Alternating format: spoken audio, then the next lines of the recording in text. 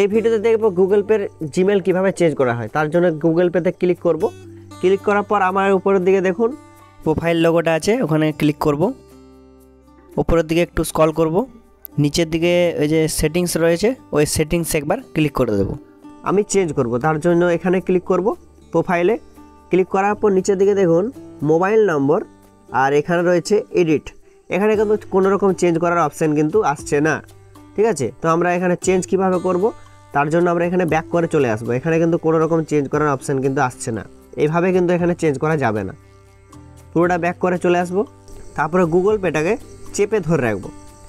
উপরের দিকে app info এখানে ক্লিক করব। শেয়ার স্টোরেজের পরে নিচের দিকে অল ক্লিয়ার ডাটা পুরো ক্লিয়ার করে দেব। তারপরে এটাকে আমরা হাঁটিয়ে দেব। প্লে স্টোরটাকে ওপেন করে নেব। এখানে গুগল পে লিখে সার্চ করে দেব। গুগল পে চলে এসেছে, এখানে আপডেট করতে বলছে, তো এখানে আমরা আপডেট করে নেব।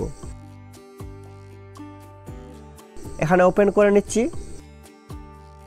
যে মোবাইল নাম্বারটা দিয়ে খোলা ছিল সেই নাম্বারটা এখানে অ্যাড করতে হবে। সেই নাম্বারটা আমি এখানে অ্যাড করে দিলাম। কন্টিনিউতে ক্লিক করে দেব। তো এইখানে হচ্ছে যে ইমেলটাকে চেঞ্জ করা যাবে, ঠিক আছে। ওপরের দিকে যে অ্যারোতে ক্লিক করে এখানে আপনি যেই ইমেলটা এখানে দিতে চাচ্ছেন সেই ইমেলটা এখানে সিলেক্ট করতে হবে। তো আমি এই ইমেলটা দিতে যাচ্ছি, এখানে সিলেক্ট করে দিলাম।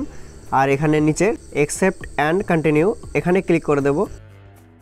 ভেরিফাইড হয়ে গেছে, ঠিক আছে। যে ব্যাঙ্কটা এখানে সিলেক্ট করতে চাচ্ছেন সেটা এখানে সিলেক্ট করে দেবেন।